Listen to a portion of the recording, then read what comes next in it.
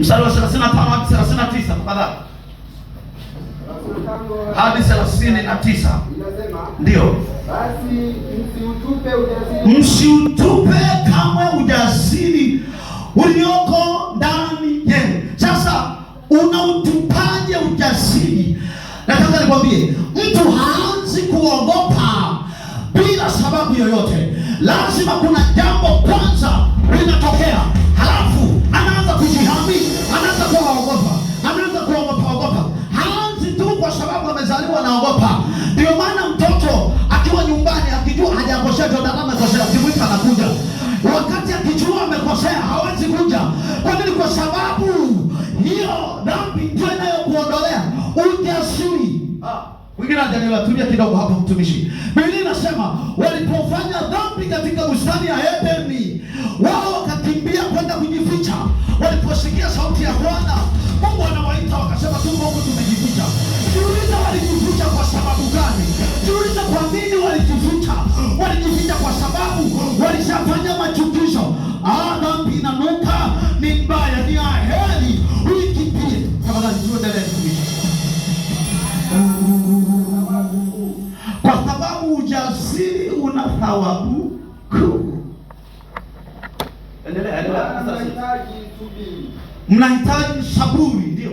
Ili kwamba mkiishi kufanya mapenzi ya Mungu. Ndio, mkifanya mapenzi ya Mungu mpate ile ahadi. Mtapata ile ahadi. Kwa kuwa bado kitambo kidogo. Bado kitambo ni kidogo tu. Yeye ajaye atakuja. Wala hatakawia. Lakini mwenye haki wangu ataishi kwa imani. Lakini sisi hatumo miongoni mwa. Haleluya. Sisi hatumo miongoni mwa wasipao na kupotea, bali tumo miongoni mwao hao walio na imani ya kutuokoa roho zetu. Kutuokoa. Asante sana, naomba uketi. Biblia inasema msiutupe kamwe ujasiri wenu, maana una thawabu iliyo kuu. Tena anasema na muwe na saburi.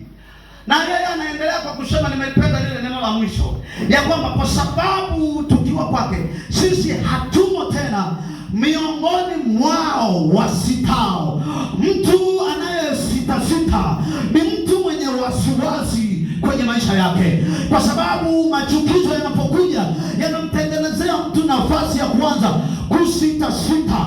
Na ndiyo maana tukimwambia mtu okoka umpende Bwana, anakwambia hakuna kuokoka, hakuna kumpenda Bwana wakati nikiwa duniani. Kwa nini? Kwa sababu moyoni mwake amefanya machukizo mengi, ana wakati wa kusitasita.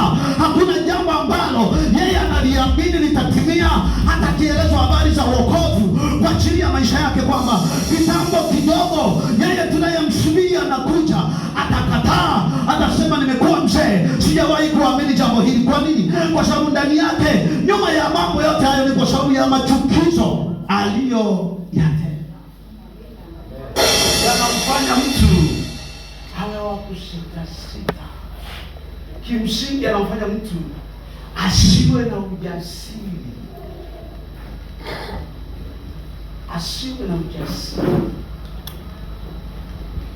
awe ni mtu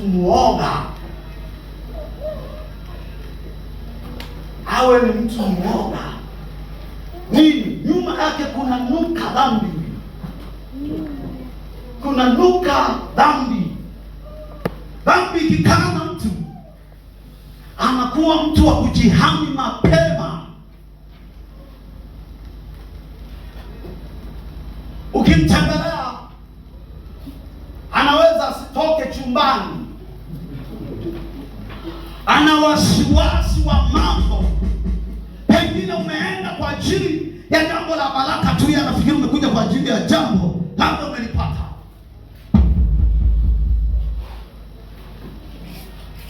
Yakobo alipogundua amenuka vibaya, akawa ni mtu wa wasiwasi, ikabidi aondoke.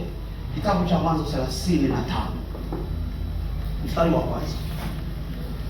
Hiyo naomba nikusomee. Mungu akamwambia Yakobo, ondoka